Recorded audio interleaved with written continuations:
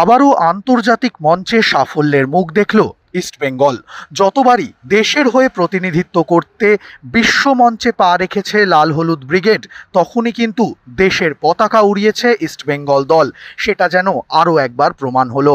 AFC women's champions লিগের preliminary রাউন্ডে প্রথম ম্যাচে নমপেন ক্রাউন এফসিকে 2-1 গোলে হারিয়ে অভিযান শুরু করেছিল অ্যান্থনি অ্যান্ড্রিউজের দল।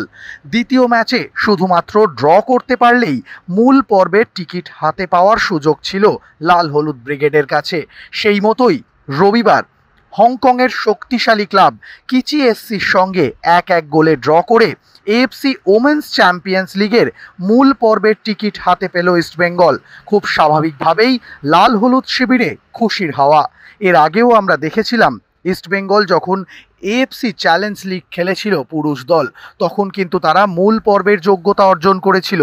যদিও আশাতীত সাফল্য এনে দিতে পারেনি মূল পর্বে, কিন্তু এবার মেয়েদের হাতেই রয়েছে দেশের ব্যাটনটা। স্বাভাবিকভাবেই উচ্ছ্বসিত ইস্টবেঙ্গল ক্লাবের শীর্ষকর্তা দেবব্রত সরকার। ইস্টবেঙ্গলের এই জয়ের পরে আমরা কথা বলে নিয়েছিলাম তার সঙ্গে। খুশির আবেগ ভেসে উঠল তার মুখে। বললেন ইস্টবেঙ্গল যখনই আন্তর্জাতিক মঞ্চে খেলেছে তখনই কিন্তু এই সাফল্য এনে দিয়েছে, সেটা আরও একবার প্রমাণ করলো। তবে আমরা মূল পর্বেও ভালো পারফর্ম করতে চাই, তাই সবার থেকে প্রার্থনা এবং সাহায্য আশা করছি।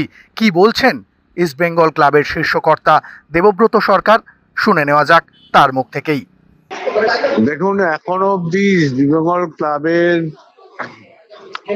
ন্যাশনাল লেভেল, ইন্টারন্যাশনাল লেভেলে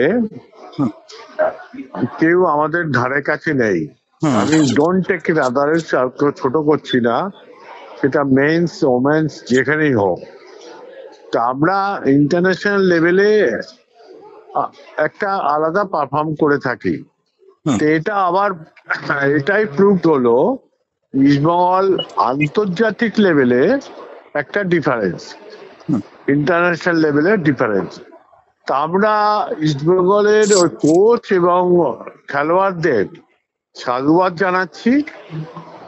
এবং আজকে মুখ্যমন্ত্রী আমাদেরকে শুভেচ্ছা বার্তা পাঠিয়েছেন, ক্রীড়ামন্ত্রী আমাদের শুভেচ্ছা বার্তা পাঠিয়েছেন। আচ্ছা,